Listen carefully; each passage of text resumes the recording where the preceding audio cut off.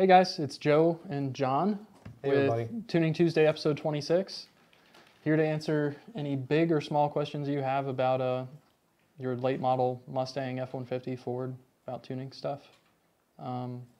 Some relatively fresh news coming up. We've recently released the 15 to 17 F-150 blower kits. True, they went live on our website today, utilizing our tried and true Gen 2R and our new Gen 3 superchargers, both. Depends on which stage kit that you get, but they are live on the website currently and an install video to accompany them. A very detailed install video, I might add. Not just a install supercharger on vehicle, start vehicle. Yep. Very detailed, absolutely. Do we have any snippets of truck stuff or anything you guys want to throw up, or no? We'll post it in the comments, or you guys can check out the Facebook page, stuff like that. So in the past week, has anything exciting happened in the sales office? Anything worth noting? Common questions? Anything like that?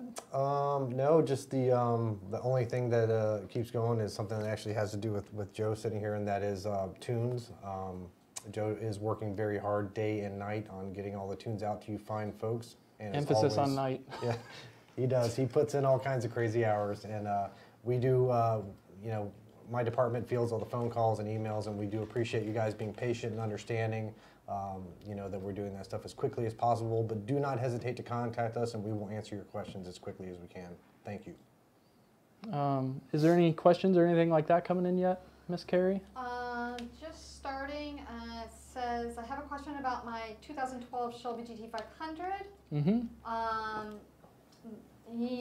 The question's about clutch protection. He has an RXT clutch. So is he just asking what clutch protection is, or? I'm guessing that's exactly what he said. So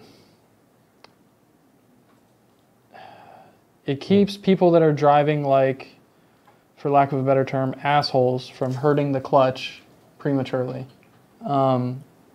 It's essentially a torque reduction type schedule that will, either by limiting spark or limiting throttle, will cut power to keep the clutch from spinning based on a time in RPM after engagement. So if the clutch pedal is just down, clutch pedal just came back up, and it sees that gear ratios match, it waits a very short period of time before it allows all of the torque to be applied to the rear tires or wheel torque. Like milliseconds? Milliseconds would probably be an accurate way to describe that. It's like a 0.4 second timer. Okay. And then that just keeps it gives the clutch time to grab before it throws all of the torque at the drivetrain. All the torque. All of it. And with a GT500, you do have all of it. That's true. But is it necessary? No. Is it very annoying if you're going to race the car? Yes, especially if your clutch is gripping at the point in time in which the clutch protection kicks in. He said, when I go to the track, it pulled my car down, and that his tuner will shut it down for him. Yeah. Yeah, just get with your tuner and have them shut it off.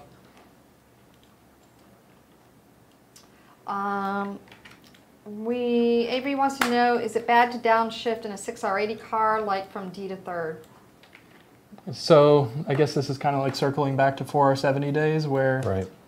not pulling it out of overdrive before making your downshift is a bad thing, and to some degree it's not ideal, even with 6R80s, just because of the gear ratio difference between 6th gear and 3rd gear. You do have to speed everything up inside the transmission to match the 3rd gear ratio. In my experience, are you going to hurt it by doing that? No. And if you can avoid it, I would, just because the way that you're going to be loading the tires going from 6th gear to 3rd gear is going to be very aggressive, and you're probably going to get wheel spin unless you have an aggressive tire compound. Whereas if you put it in 3rd and roll into it and then bump it into drive, you'll probably be in a better situation in terms of tire grip and wheel spin. Jose says, what's better on the 2017 Mustang GT, the 120mm JLT cold air intake or the GT350 cold air intake? They both work great, and you'll get similar power numbers from both. Brian says, okay, I have a bet on what my truck will make. Here's the setup. It's a 2007 GT500 engine, VMP Gen 2R 1000cc injectors, Whipple monoblade throttle body 148 millimeter cold air intake, 2.4 upper, 15 lower, and long tubes running E85. So need an advantage over the other guy in my guess. See you guys in Carlisle. Depends on how aggressive you want us to get with the car. If you want us to throw all of it at it, 830 isn't going to be too crazy. I'd guess that you could tell us to get a bit more aggressive about it and get more out of it, but I'd say a conservative estimate, 830 wheel on E85. Ramon says, Joe's doing a great job working on getting back to people with all the tunes being wanted. Awesome. Appreciate it, Ramon. Thumbs up. And that's it right now. It's kind of quiet. Okay. So F-150 stuff.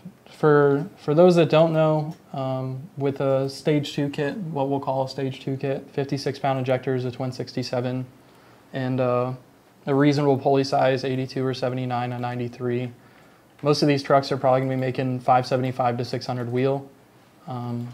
Obviously, depending four-wheel drive, two-wheel drive, and stuff like that, what type of dyno, but something for you guys to look forward to if you're wondering about truck stuff. For those wondering about updates on my truck, still need to get suspension under it. Hopefully we'll get something worked out on that either next week or the week following. Well, Joe, what are some of the things on the F-150 kits, since they're based on Mustang kits?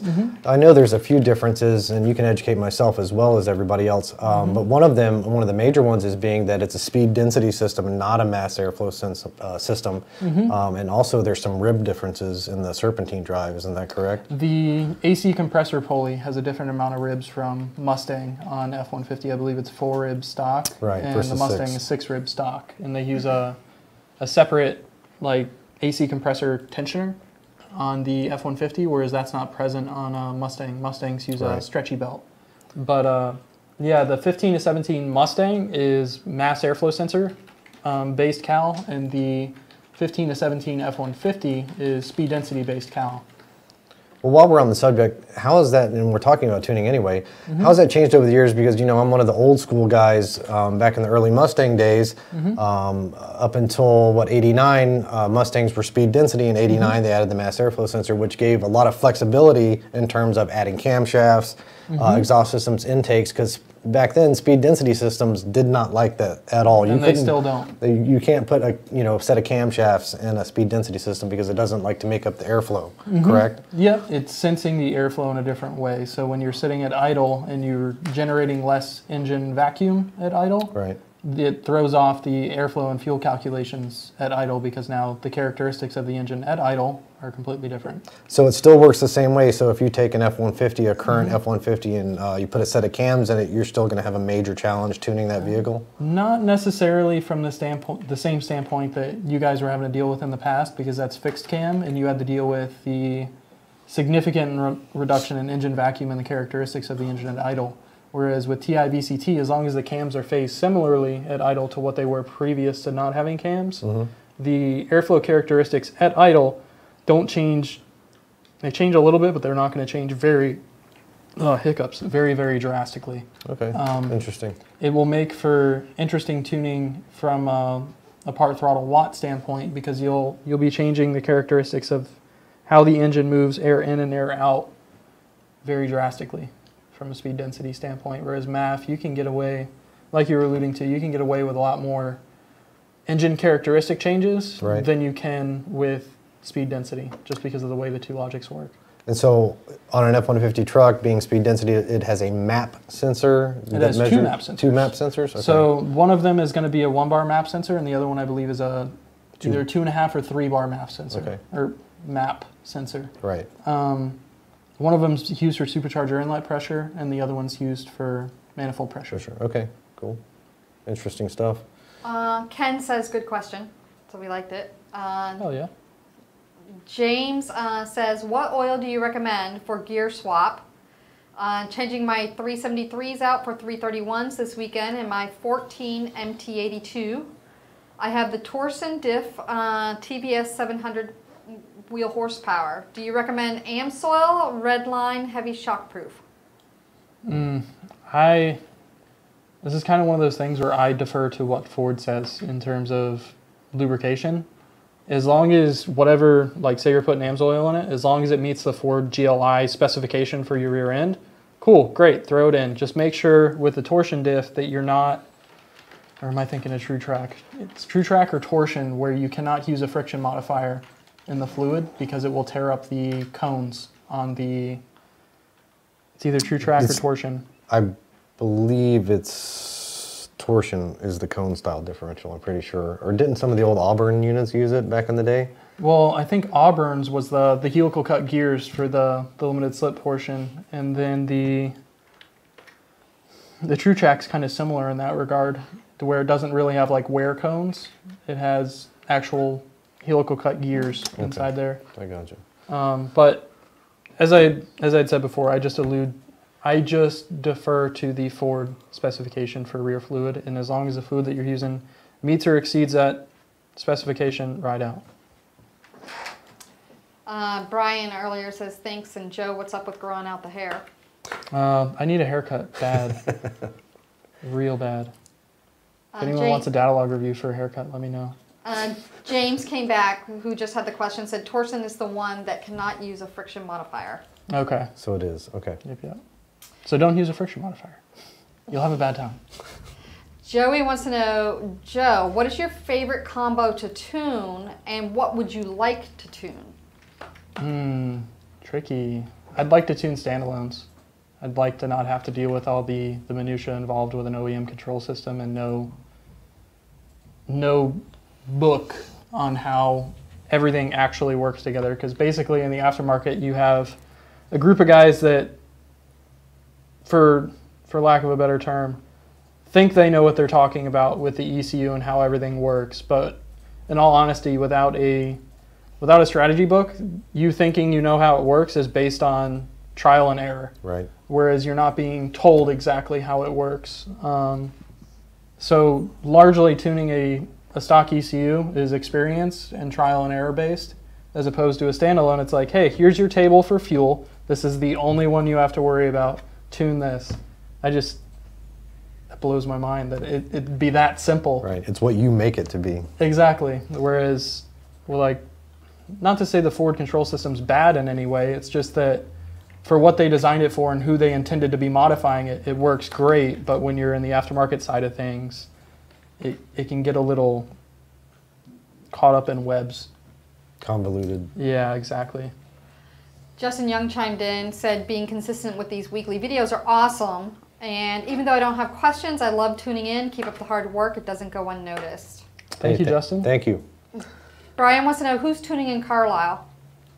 I think it's Justin, but you were messaging me last week wondering if I was. I know Justin will be there for a fact. And yes, I did text Joe the other day to ask him if he was going to be there, and we're not really sure yet. So. Yeah, we'll get with Justin on that and see if Joe's going or if Joe's staying to hammer out on tunes. James wants to know, is there more power importing an 18 intake manifold? Based on the data that I've seen, yes. Based on my own personal data, I don't really have any yet. Did Justin get with us on timeline on the intake manifold stuff? One of these days we'll be doing an intake manifold test of back-to-back, ported, unported, and every manifold we can get our hands on for testing. Yeah, we don't have a timeline on that yet. We were talking about it just before he went on vacation. Justin's on vacation this week, so we'll get on that as soon as he comes back. So if you're in France, go chase Justin down and ask him all the questions you want. You're in Paris. Jeff says, thanks, Joe, for the revised tune. Jeff Cameron. Okay. This VMP tune woke the 16 GT Roush base 2 up. Huge difference when comparing Roush supplied calibrations versus VMP. Huge fan. Thank you, sir. Slab Shack wants to know, why do people say speed density is more stable? In a way it is. You don't have a MAF frequency or MAF counts or MAF voltage bouncing around a whole lot. Typically your manifold absolute pressures, I shouldn't say static at idle, but has less variance, and it's not going to be affected by, as you're going down the road, airflow across the mass airflow sensor changes 5% because a ram air duct is pushing it this way, and then your MAF calculation goes to shit. It's not that way with speed density. It's manifold pressure. As long as your manifold pressure is, as long as you're not in a massive transient, your manifold pressure is relatively the same, regardless of whether you're cruising down the highway or whether you're clutched in at 90 miles an hour with a bunch of air going across your mass airflow sensor at a funky angle. Right. Jose says, can I install the GT350 cold air intake on a GT Mustang without the GT350 throttle body, or will it not fit? You can. You just need an adapter coupler to bring the GT350 inside diameter of the cold air intake to the outside diameter of your throttle body. Adam says, what's up guys? Always enjoy the shows. Will there be any more content on the GT500? I assume they're talking about the 1112. I'm guessing. Yeah, I mean, we have more content coming on that. The car got long tube headers a couple weeks ago, and we just got to get some time to throw it back up on the dyno, get the AB numbers for you. Mm-hmm. SGDTN, what is the max wheel horsepower from our Gen 2R supercharger on a 15 Mustang GT? The max that we've seen so far in an unopened short block was 1020. If you don't want to count the spike, it was 998. Mm-hmm. Melvin says, what are your thoughts on a trans brake for a 12 GT 6R80 with mild bolt-ons and stock converter? So I kind of blanked out on that one. Well, you said 12 GT. Which converter does? He's talking about a trans brake on a 6R80. Trans brake for a 12 GT 6R80 with a stock converter. Stock converter. So he's asking if you can do it, or asking which one you should What get. are your thoughts on it? I mean, as long as you're at a point with the setup where you actually need it, go for it. If you're not trying to spool turbos or anything like that, then I don't see much point. I don't see much point to having a trans brake unless you're looking for reaction time. Adam came back and said, yep, that's the car I was talking about. That's our 12 GT500. Okay. He's wanted to know if we're going to do a return style fuel system on it. At one point or another, but it does not have one on the car yet. We have a couple more questions coming in. Mm-hmm. Justin wants to know, when building a twin turbo kit for a S197 Coyote, mm-hmm. where would you put a blow-off valve versus the MAF? I would put the blow-off valve on the pre-side of intercooler as opposed to the post-side of intercooler, and put the MAF in a very, very straight section of the cold air intake piping between the intercooler and the throttle body. Brian says, will 05 wheels fit on the 18 GT? They should. Corey says, I have an 03 Crown Vic with mm-hmm. a 07 GT 500 short block mm-hmm. and 44cc 2-valve trick flow heads. Mm-hmm. 1050 injectors on E85. Yep. How much power can I push on this short block, and what numbers would I get with a Gen 3 Cobra blower? Short block is going to depend on the power adder and the fuel that you're using in terms of how much power you can push through it. I've seen 1,000 horsepower crank through those short blocks. How long it would have lived at that level, I don't know. The car that I'm referring to had 60,000 miles when it did that. But how long would I trust it to do that? I don't know. It could have been the next dyno pole or 10 years down the road. I guess we'll kind of like the Tootsie Bop thing. No one will ever really know. But I'd say a relatively reliable power setup depends more largely on your octane than it does the short block. In cases like what you're talking about. If you were talking about putting a Gen 3 blower on a 2-valve headed engine, the only real option that you have there is torque tech. Power should be similar to what a Cobra makes in terms of overall horsepower. I don't think you're going to get quite to that GT500 or 5-liter level horsepower out of the heads, even though they're trick flow heads. They simply don't flow quite as well as a 5-liter head or a GT500 head. So look at power numbers that Cobras are making and you'll probably be right around there. Melvin, who was asking about the trans brake, Mm-hmm. He says he's trying to get better 60-foot times, and he says he's currently doing 193 on drag radials and 315 rear gears. So he's going to need to either add a converter or add gears to help that 60-foot get better as long as he's hooking up. Rodrigo says, hi, by installing the 4R200 hub for 6R80 transmission, would I get better on the track? My setting is a 5.0 Auto Gen 3, E85, 15 PSI a boost, 355 rear end. Thank you. So your overall ET would probably go down just because you're dealing with less gear changes and you have more mechanical advantage at the line. But, or I should say, less mechanical advantage at the line, but the way that it works out, it's somewhat beneficial to not have all that mechanical advantage when you're leaving, especially with a positive displacement supercharger. Being that I haven't tuned one yet and I haven't seen A to B on track results on a car that I'm tuning, I can't really tell you how much you're going to gain or whether or not it's going to end up being worth it, but get with one of the guys that has tuned it, see what they think it'd do on your setup.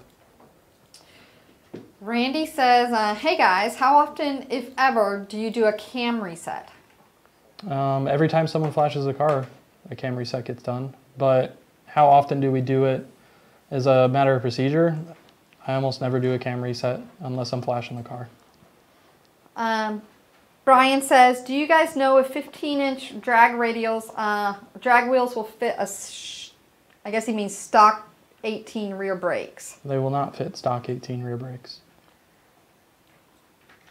Let's see. You can make them fit with kits, but as it left forward stock, 15 does not fit. AKDMB says, could you explain the driver demand table? Does it just define the throttle feel pre-watt? Does it justify what? Does it just define the throttle feel pre-watt? Basically, yeah. SGDTN says, in your experience, what is the ideal wheel horsepower to get the 15 GT with a manual transmission to get into the low 10s on a quarter mile? Low 10s, you're going to want to be over 700 wheel with a good tire and a good driver. Jane says, at what power level do you guys typically see spark blowout on boosted 5.0 applications? Depends largely on the plug gap and the amount of boost that it's seeing. If you're on stock plugs that are at stock gap, you can get spark blowout at 600 horsepower. If you're on a plug that's gapped properly and heat range properly and you're not trying to run an obscene amount of boost on a super poor octane fuel, then you, within the realm of reason, you shouldn't get spark blowout. Real quick before we go on to the next question, guys, if speaking to our audience, if you guys like this program, be sure to like it and share it so that way we can keep offering you this content on a weekly basis. The more that you like and share, the more likelihood we are to continue with the programs. Tamara says, why do tuners like tuning the 11 to 12 GT500 over the 10 GT500? What is so bad about the 10? So only because I want to kind of engage you so that you're not just hanging out. Do you know what the difference is between a 10 and 11, 12 GT500? I know the 10 has a cast iron block, and 11 they went to an aluminum block. The color of the supercharger is different. They went from black to silver. It is. Other than that, I'm not sure. I know there's a 10 horsepower difference as well. They went from 540 to 550. The torque remained the same at 510, but that's what I know. Okay, so the 10s use the older PCM, what's called Power PC or EEC6. The 11s use the Copperhead PCM. And the biggest difference from a tuning standpoint between those two is narrow band on the 10, wide band on the 11. So from a making sure fueling and everything's correct standpoint, we don't need a wide band. We don't have to look at O2 voltage and guess. The 11 PCM has wide bands. We know exactly what AFR is doing. We know exactly how far off it is without having to do a simple math to figure out how far off it is. The NOx sensors seem to work a little bit better in the 11-12. I'd imagine it's just has something to do with the calibration of the control system being able to process it a bit better than the Power PC does. But the biggest advantage from a tuning standpoint is, like I was telling John here, it's the fact that the 1112s have wide bands, and the knock strategy just seems to work a little bit better in the 1112s, although it's still not perfect. Compared to the 5 liters, the 5 liters are really reliable in terms of what the knock sensors are saying. And the 1112 GT500s, it seems like in the general ballpark, they do very good. You start throwing a lot of boost at a combo, even on Right. E85, you can still see the knock sensors doing some weird stuff. You listen for audible, you don't hear anything, you still knock it back. But I guess to keep it simple, the fact that the 1112s have wide bands and the 07 and 10s do not. Well, that's perfectly understandable then. Yeah, all that wide band. All day, every day. I have one more question, and then we're caught up on questions for now. So if anybody has more questions that you want asked or answered, please go ahead and ask them, and that way I can grab them for Joe and John. Ken wants to know, Joe, what fuel system are you currently using on the truck, and what fuel? Stock fuel system with 56-pound injectors on 93 octane. And that has caught us up right now for questions. So if you guys have any more questions, please be sure to go ahead and ask. And then, so after working here for, you've been here about a month now? Correct. After working here for a month, when are you going to sell the Cobra? He's not. I'm not. He's staying loyal. Yeah. He's staying with It's hard to his- believe after seeing all what the 5 liters do I know. and the GT500s. And he's speaking to, especially last week, I took out a very powerful Coyote car out for a few drives. He and I rode together a bit in it, doing some tuning work. And I was really impressed with this particular vehicle. It made over 1,000 horsepower. And, you know, I kept mentioning to Joe was, you know, this thing at half throttle feels like my car at full throttle. And it's basically, it was double the power, so it makes perfectly good sense. So he asked me 2 or 3 times when I was selling it to buy a Coyote. But I told him I'm going to stand my ground and remain Wait a for that Cobra. Gen 3. And wait for the Gen 3. so I can make, you know, I don't know, what, between 600 and 700, but I'll take Pump it. gas, but I'll take it's it. still 600-700 horsepower. That's enough to get me in trouble anyway. Exactly, especially in that old chassis. Because like 600 horsepower in a Cobra feels like 1,000 horsepower in an S197 chassis car. It's kind of crazy how much better just the car is overall yeah. from a feel standpoint when you throw power at it. Totally. But that's not to take anything away from Cobras. I still love the way a Cobra at 600 horsepower feels. Well, you had one, right? Yeah, I had 3 or 4 of them. Too many. Or just enough, depending on how you look at it. True. Yeah, Termy's going to stay around for a while. Oh, Bob. Cobra says, Cobra Bob, have you done any tests on the Gen 3 2650 on the 0304 Cobra platform? How appropriate, since we were just talking about We've done Cobras? fitment tests. We do not have a rotor, or we don't have a blower with a live rotating group yet. So once we get a prototype or production style blower that's ready to be spun, we'll throw it on there and see what we can get for power and any tweaks that need to be made to the blower before it goes production. Yeah, sometime in the next 3 to 4 weeks is our timetable, but we don't know for sure, and we're not like BSing you guys or anything. I mean, we really don't know a date at this time. Corey says, thanks for the info. He says he does have a torque tech kit with his M112 and I'm currently pushing 454 horsepower and 538 torque through a TR 3650. Pretty strong numbers for a pump cast setup. I don't know if that's on the current short block or the short block that you're putting in with the 44cc heads and the 5.4 short block, but it's got to be a lot of fun in a Crown Vic. Tamara says, what do you guys think of the Diablo tuners T1000 greater than? Do you use them? We don't use them. I don't believe we're a dealer for Diablo at this time. No. It's not to say anything bad about their product. It's just we use SCT and HP tuners right now, and that's about it. Of course, Larry Duran wants to know, how does he make 1200? Larry, let's give you a shot. All of it. All of it. All That's how of you it. make it. He wants it all. Giggity. The joke with that is that Larry's was here, and that was the car that just made over 1,000. So Yeah. it's no secret. So now he wants to go to 12. Doesn't take long. That's that next step. I That's can't the next imagine. step. He's already planning for the next step. I can't imagine he is used to driving that car by any means yet. I can tell you that 1,200 would be crazy, but there's a really easy way to get 1,200, and it doesn't really require changing a whole lot. It makes a really cool sound too. Oh, yeah. What that purge do? Brian says Andrew Johnson makes 811 rear wheel on an 03 Cobra with a Gen 2R, and it feels scary. He's waiting for the Gen 3. Yeah, I can imagine 800 wheel on a Cobra would be crazy, especially on a PD blower car. Turbo car, it might feel a little bit more gradual, and it'll feel crazy, but I don't think there's much that compares to a big horsepower PD car in those older chassis. Just like instantly rip your face off. Absolutely. I mean, Kong Cheng said 0304 Cobra with 650 is really easy. The car is very well mannered.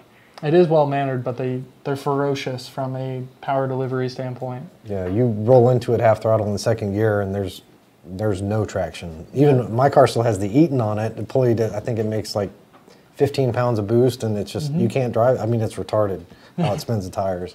You just got like 555s or something on it? I haven't looked yet. Sumitomos. But, Oh, yeah, that's why it does that. Need more tire. Chad says, Chad Dowd came on and said, I like how VMP does this for the customers / non-customers. It shows you guys take the time to assist and educate those listening. Keep up the great work. Thank you, Chad. We try. Daniel says, I bought a 16 F-150 with a Roush supercharger on the 5.0 installed at a Roush certified dealership.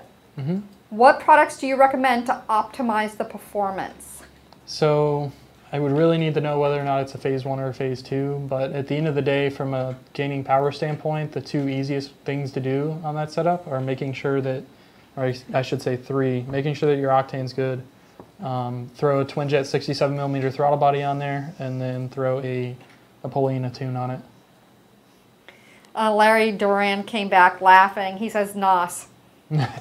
He knows. Yeah, And you got this big, like, smiley face with the tears coming out. Oh, man. Yep. It'll be interesting. Yeah, it'll be interesting. Yeah, I mean, why?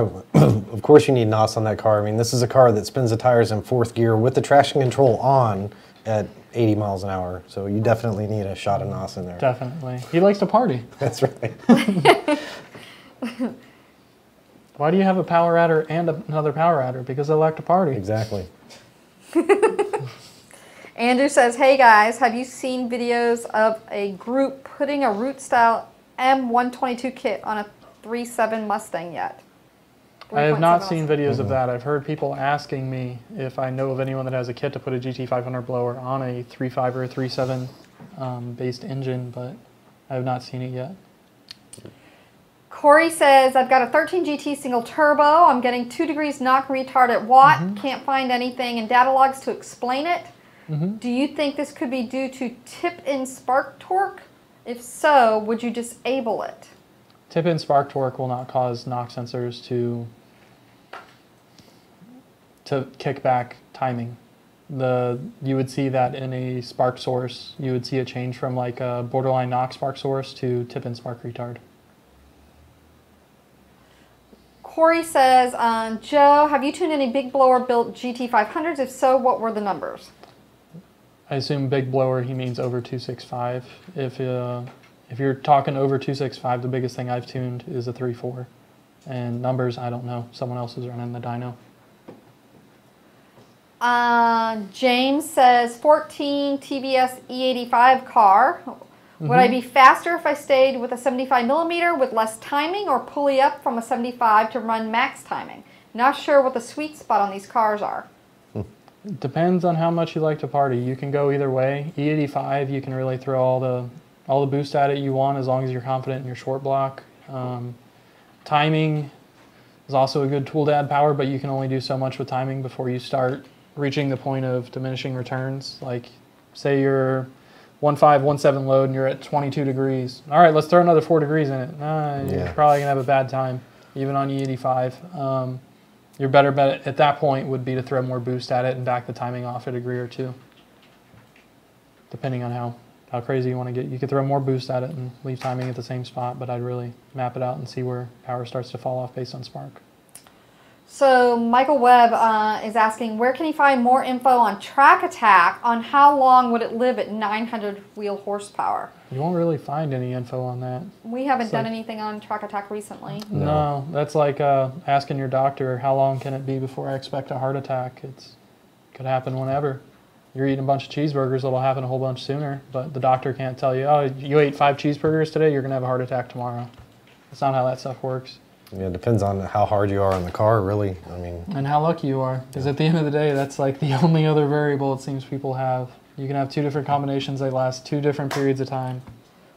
What I will say is we do have some potential plans for Track Attack. I know we've been a little quiet since the last story that we've done.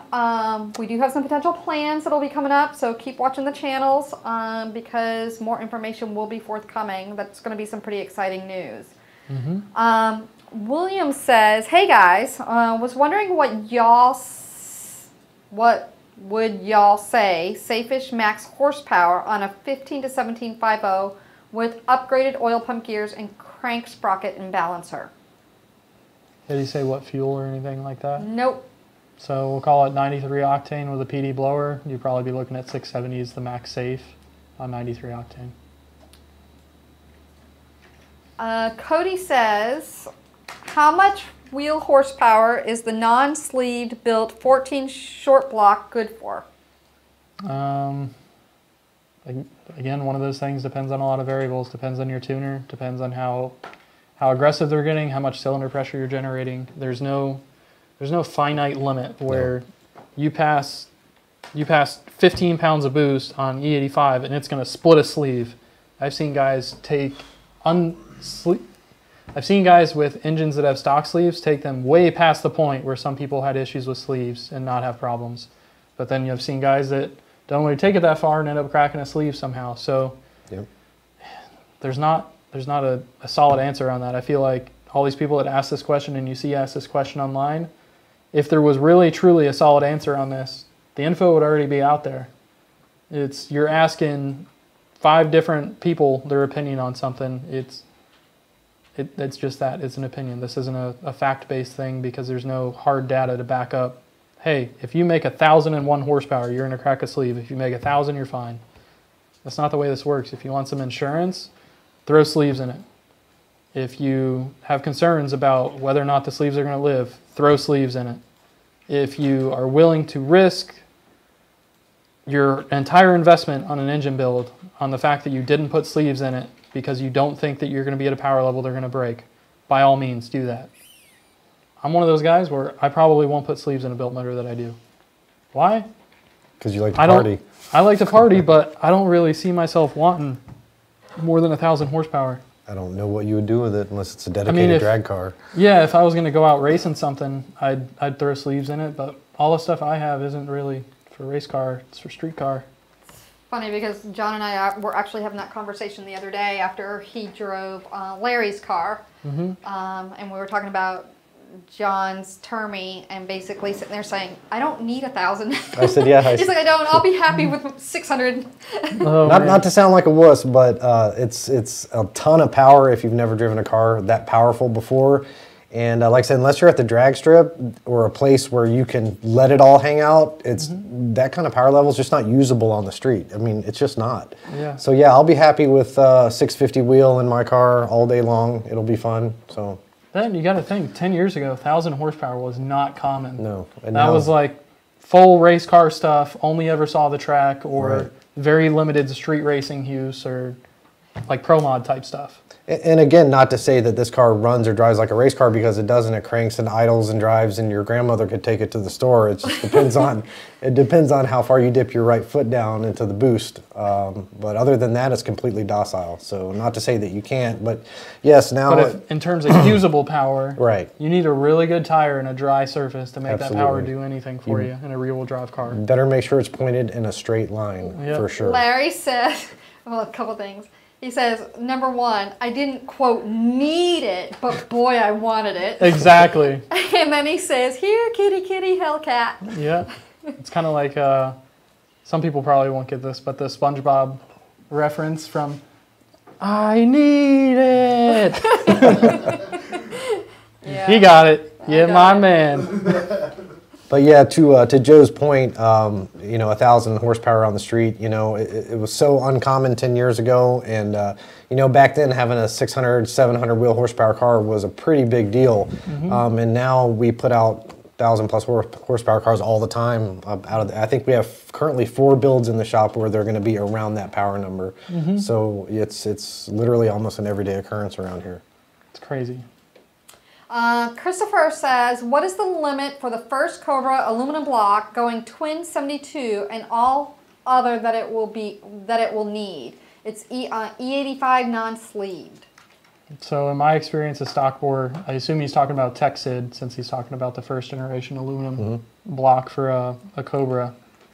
I don't know of a real limit for Texids. I know that Mahovitz ran stock bore Texids for a very long time and he was making well over 1,500, 2,000 horsepower. What exactly was done? I don't know. Bunch of turbos and a bunch of boost. Well, I knew back then on the older or the earlier 4-valve motors, they had issues with their oil pumps as well, failing. Even I've heard of them. Crank sprockets too. Two-piece crank sprockets. Yeah, I've heard of them backing just off the trailer and them failing. I mean, not even, you know, going down the track. So again, always upgrade as much as you possibly can if you're going to be beating on it. Yeah, if you're talking completely stock short block, I don't know that I'd try to push that past 450 wheel on 93. If you're on E85, I wouldn't push it past like 500, 550 on stock short block. But if you're just talking, what is the bare block capable of supporting without sleeves, as long as it's stock bore, I've seen as high as 1,500, 2,000 horsepower. William. Oops. Sounds like the roof is falling in. No, it may as well be. It was my foot hitting the little front wall here. Was it? William says he's the one who had the question about what was the safest max horsepower on a 15 to 1750 with upgraded oil pump gears and crank sprocket. So anyway, he came back and he says, what about on good E85? On good E85, I've seen 800 wheel through autos for a long time.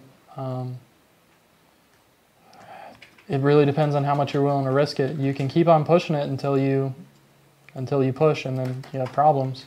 But there's no finite limit. I've seen engines live a long time around the 770, 800 wheel mark. Antonio wants to know what kind of horsepower gains can be expected going from a Ford Racing 1 TVS to a VMP Gen 2R and Dynatech long tubes on an 11 GT500. A lot. The Gen 1s are very restricted in comparison with Gen 2, Gen 2R, Gen 3. The Dynatechs are probably going to add about 30 horsepower on the setup. It really depends on how much boost you're wanting to push with the Gen 2 or Gen 2R. If you're right around that 16, 17 pounds now on 93, you're probably making 620 to 650 with long tubes, a 93 octane and like a 2.4 upper with a Gen 2 or Gen 2R. You're probably looking 670, 700 wheel. Marcus says, what is the max horsepower out of a Gen 1 TVS on an 07 to 09 Shelby? And the highest I've seen, 700 with stock cams and whatnot. Charles says that we should get with Inner Chiller here in Florida to try and get them to make a Coyote kit. I know Joe had a killer chiller on his Cobra. Inner Chiller just needs a test mule for the mock-up. Partnership in the future working with VMP superchargers would be awesome. Yeah, we just need their contact info and see if they're willing to play ball. Charles says, Justin sure does look different with no hair. Why, thank you. He's so beautiful. Slab Chat came back and said, I think we would all love 100 horsepower. I mean 1,000 horsepower, but I don't want a hole in my 14 GT500 block or wallet. No, nobody wants a hole in their 14 GT500 block. I don't care what size it is. That's a bad day. That's a bad day. That's kind of caught us up. Christopher, who was talking earlier about what is the limit for the first Cobra aluminum block, came back and said stock crank and block. The rest will be aftermarket parts. And thanks for the input, guys. He's from Sweden. Nice, cool. nice. So nice tune in there. we also had somebody chiming in from France a little bit earlier as well. I think Is he going to go hit up Justin? Where he at? Yeah, right. Marcus says, is that full bolt-ons, long tubes, fuel system, etc.? For the max horsepower of the Gen 1 TVS 07 to 09. I want to say the car that I'm thinking of was no long tubes, just a 2.4 upper on a Gen 1 TVS. And I want to say it was a little bit better than 93, but it wasn't E85 or anything like that.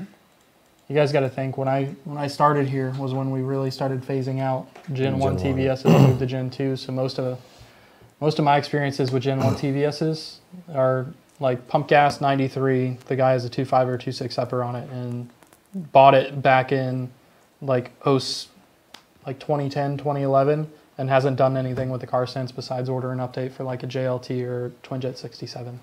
Not many guys really push those blowers anymore. Yeah. Hey, Carrie, let's take a second real quick if we can. And since this has come up on the last 2 shows, the Killer Chiller, let's explain to some people what that is, because some people may not even know what a Killer Chiller is. But I will tell you that when I first bought my Terminator, that was one of the first mods that I wanted to do to it. And I had gone to another performance shop and they talked me out of it, actually, saying that they had a couple of issues with the AC functioning properly, et cetera, et cetera. What are your thoughts on it? And I guess obviously you had one on your Terminator, and what is it exactly for people who don't know? So basically, in your car's air conditioning system, you have a condenser, accumulator, AC compressor, and an evaporator. The evaporator is the thing that all of the refrigerant flows through, cools. It's kind of like an ice brick. Right. Although it's not physically ice. It gets cooled a lot. The air gets drawn across it by the blower motor and then gets blown out your vents. The Killer Chiller is essentially another evaporator core, except for a fluid, which being your intercooler fluid. So it takes the intercooler fluid, runs it through a cold brick, right, cools the fluid, and then circulates it back into the cooling system. And this brick is being cooled by your car's AC system, right? Via the Freon is cooling it off. So you would constantly have the AC on while you're driving the car to make this system work properly. Yeah, and if you didn't want to run the AC all the time, you can still use a stock heat exchanger. Right. As long as, to get the most from the Killer Chiller, if your ambient's above like 50 degrees, it's best to bypass or remove the stock heat exchanger, because the stock heat exchanger actually takes the fluid temperature and tries to bring it back up to ambient. So if you're wanting to not have to run the AC all the time, either run a series of T's or bypasses to where you can bypass the heat exchanger when you don't want to, and vice versa when you do. And what did you see as far as changes in IATs? Say, like, what's a typical IAT? Let's say it's 120 or what have you. What kind of drops did you see? The problem is I did it at the same time I did a whole new setup. Okay. So it's not like I had a very good A to B of how much it physically dropped my downstream air temps. And the downstream air temps that I saw, typically, like if ambient was, we'll call it 85, 90 degrees, because we live in Florida. Right. Most of the time it's 85, 90 degrees. My IAT1, since I had a ram air kit, were in the like 120s, 130s. So IAT1, inlet air temperature at the mass airflow sensor, versus IAT2. Usually my IAT2s, IAT1s were the same, or IAT2 being 10, 15 degrees lower than IAT1. So you feel that they are beneficial? Yeah, to some degree they work. How much is kind of dependent on the overall setup and whether or not you're running a heat exchanger. I was still running a heat exchanger on that setup, so at 90 degrees ambient, it certainly would have been significantly more beneficial to bypass the heat exchanger, but it was one of those things where I didn't want to have to worry about shutting T's, opening T's, shutting T's, opening T's, stuff like that. So I just ran it. Tom Chang came on and said turbo Porsches use that technology to chill their fuel. Nice. Makes sense. Hellcats, or not Hellcats, but Demons use that. That's right, they do. That's correct. And I've always been a huge fan of whatever can lower your IAT temps is awesome, because you can make a ton more power that way. Gosh, I was just going to say something else and it just totally escaped my mind. I'd be curious to see how much, like in humid climates, how much condensation accumulation you get on the intercooler brick if you can actually get it cold enough. Because then you got water meth. Yeah, I guess you would. Like all the kids want to hear about. Neil says, if I only have 91 octane for my F-150, is there a point to going to stage 2 for the VMP setup, or do I just do a stage 1? I already have 1/7/8 long tube, so no restrictions there. Whether or not you go from stage 1 to stage 2 is entirely up to you. The octane matters to a certain degree, stage 1 to stage 2, but the truck is going to make stage 1, stage 2, F-150. Are we doing a non-fan heat exchanger on stage 1? Right. Okay. And then so fanned on stage 2. the stage 2 is just going to be more consistent than the stage 1 is. If you, like, let's say you take the truck on a cold day, you bring it immediately up to operating temperature and make a dyno pull with it, and you take a stage 2 truck and you do the same thing, as long as fuel and the overall setup remains the same, they're both going to make similar power numbers. The advantage to getting a stage 2 kit with the fanned heat exchanger comes in when you're 30 minutes down the road, and you come up to a stoplight and you're about to race some guy in a 0304 Cobra.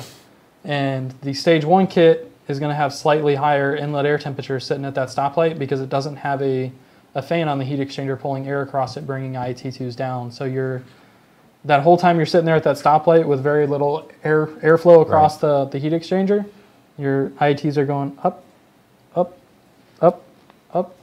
So from a consistency standpoint, if you want the truck to be really consistent, get a stage 2 kit.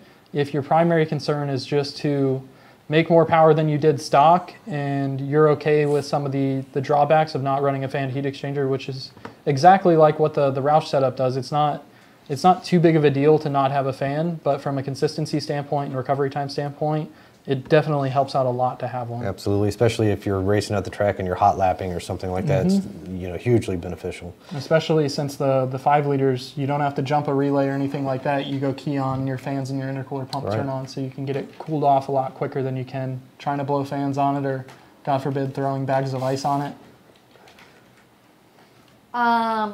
Brett says he's got a 16 GT auto, 1 7/8 long tubes, 3-inch catbacks. Want to add a VMP blower. Can't decide between the Gen 2R and the Gen 3. In my area, I am limited to either 91 or 94, no E85 or 93. What do you suggest?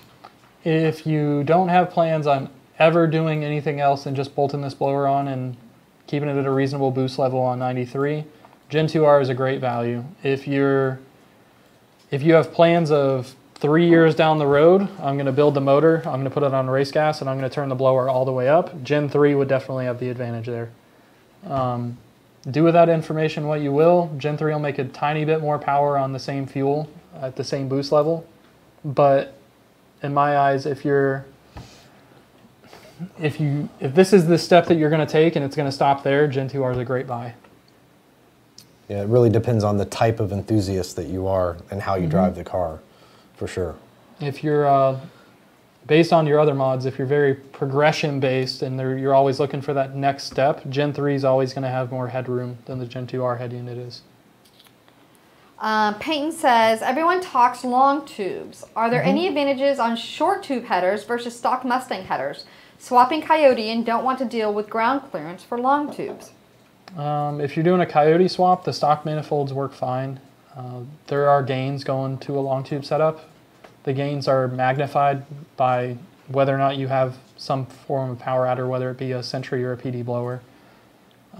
If your primary concern is packaging and the stock headers or stock shorty manifolds, tri-wise, whatever you want to call them, fit in the package that you want to put them in, by all means, just run those. If you're looking for every ounce of power out of a naturally aspirated setup and the headers that you're looking at fit your chassis better than the ones that come on the Mustang engine stock, then I would go with a long tube. But if you're just looking to get it in, get it running, and the stock Mustang manifolds fit, just run with those. They do just fine. And with that said, that's the last question, and we are at 2:34. So hot damn. We're doing pretty good. Okay. One more question just came in. Rob says, a 17 Mustang GT, 2.9 Whipple, want to read post IAT using SCTX4. Will your kit work without a retune? Currently running Whipple flight control tune. You would not be able to run our IAT kit without an aftermarket tune. The Whipple tune does not support the IAT in the same function that would work on your setup from us. And that will do it. Sweet. Sounds good. I think that's it. Yeah, thanks for joining us today. We appreciate it, and make sure you guys tune in for Burnout Box on Thursday. I'll see you guys there with Donnie as Rebecca is out of town. And again, as I said in the middle of the show, if you like these shows and you like the information that you get, be sure to subscribe to our channels, share, and like away. Share, share, share, and subscribe. So that way, Neil, I thought that was you. Thanks for the thumbs up. But be sure to share so that way we can keep giving you this content. I don't know very many other channels that are out there giving you live one-on-one feedback and comments as, you know, answering your questions and things of that nature. So if you want us to keep providing this to you, please be sure to give us some love. Definitely, and email Carrie with any ideas or things that you guys would like to see too, because we want to bring you what you want to see. True that. So I'll put my email address in the comments so that way if you guys have any suggestions or ideas or things that you would like to see on these shows, send them to me so that way we can see what we can do. And I guess until next time, kids. That's it. We'll take a wrap. Have a good week, guys. You got a card.